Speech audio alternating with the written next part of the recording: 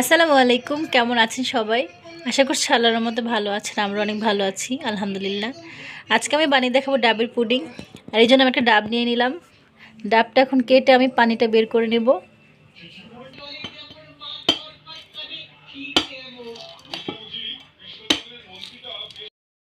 ডাবের পানিটা বের করে নিচ্ছি।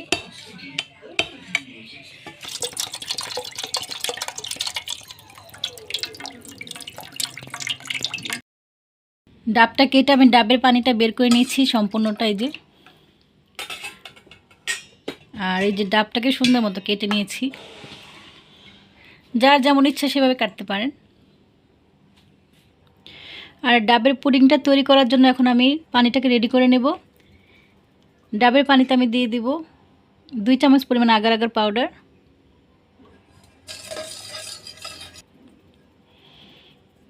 2 চামচ পরিমাণ আগার আগার পাউডার দিয়ে দিলাম। এখন দিয়ে দিব সামান্য চিনি, যেহেতু ডাবে পানি অতটা মিষ্টি হয় না, এজন্য সামান্য চিনি দিয়ে দিব।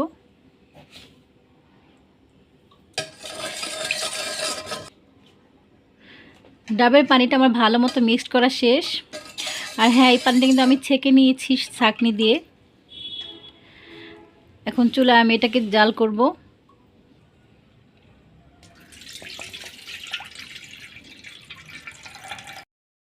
ডাবের পুডিংটা আমি চুলায় বসিয়ে দিয়েছি, যে জাল করে নিচ্ছি। পুডিংটা জাল করা শেষ, ঠান্ডা করে নিচ্ছি। সেই ফাঁকে আমি যে ডাবগুলো যে বাটিতে সেট করব সেটা সাজিয়ে নিচ্ছি। পুডিংটা আমি এটাতে সেট করব।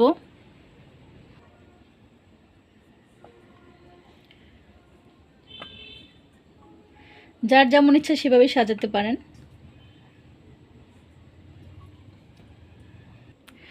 ডাবের পুডিংয়ের জন্য ডাবটা আমার সাজানো শেষ। এখন আমি ডাবটা ঢেলে দেব, ডাবের যে পানিটা। বিসমিল্লাহ।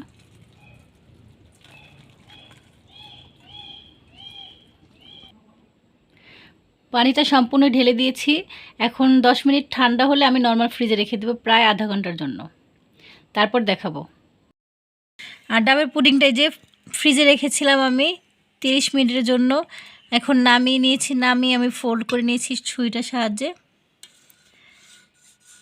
এখন প্লেটে ঢালবো, একটা প্লেটে ঢেলে দেখাবো।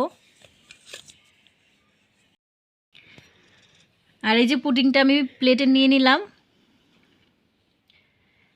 এখন কেটে দেখাবো।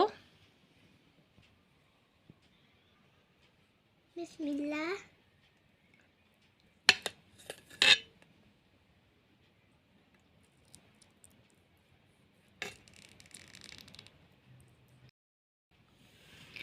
আর এই যে এক পিস কেটে নিয়েছি। দেখুন কতটা পারফেক্টভাবে আমার পুডিংটা হয়েছে, ডাবের পুডিং। ভিতরে যে নারকেলগুলো। আজকের এই আমার ডাবের পুডিংটা বানানো কেমন হয়েছে অবশ্যই জানাবেন। ভিডিওটি ভালো লাগলে লাইক, কমেন্ট অ্যান্ড শেয়ার করবেন। সবাই আমার চ্যানেলটি সাবস্ক্রাইব করবেন। আর সবাই ভালো থাকবেন। আল্লাহ হাফেজ।